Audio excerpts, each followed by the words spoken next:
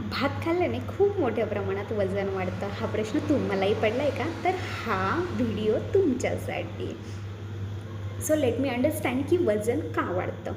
जर तुमचा रास्टिंग मेटाबॉलिझम हा 2000 कॅलरीजचा आहे, ज्याची गरज तुमच्या शरीराला डेली बेसिसवरती असते आणि त्यापेक्षा तुम्ही जर अधिक कॅलरीज जर इनटेक करत असाल तर तुमचं वजन वाढणार आहे. आणि या उलट जर तुमचा रास्टिंग मेटाबॉलिझम 2000 कॅलरीजचा आहे आणि तुम्ही जर 1500 ते 1800चा वेल डाएट न्यूट्रिशन प्लॅन जर घेत असाल तर 101% तुमचं वजन कमी होणार आहे. सो राहिला प्रश्न व्हाईट राईस खायचा की ब्राऊन राईस खायचा. So let me tell you, white rice आणि ब्राऊन राईस यामध्ये कॅलरीज सेम प्रमाणात असतात. फरक फक्त ग्लासेमिक इंडेक्सचा असतो.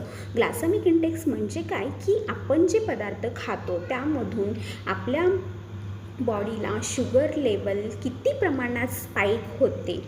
सो राईट, तसं बघायला गेलं तर व्हाईट राईसमध्ये ग्लासेमिक इंडेक्सचं प्रमाण हे 70 ते 80% असतं आणि ब्राऊन राईसमध्ये तेच ग्लासेमिक इंडेक्सचं प्रमाण हे 60 ते 70% असतं. सो तुम्ही जर डायबेटिक पर्सन असाल तर तुम्ही ट्राय टू अवॉइड अशा गोष्टी की ज्यामुळे शुगर लेवल स्पाईक होऊ शकते. सो अशा केसेसमध्ये ब्राऊन राईस खाऊ शकतो. भात खाल्ल्याने वजन वाढत नाही. हा व्हिडिओ अशा लोकांना शेअर करा ज्यांना असं वाटतं राईस खाल्ल्याने वजन वाढतं.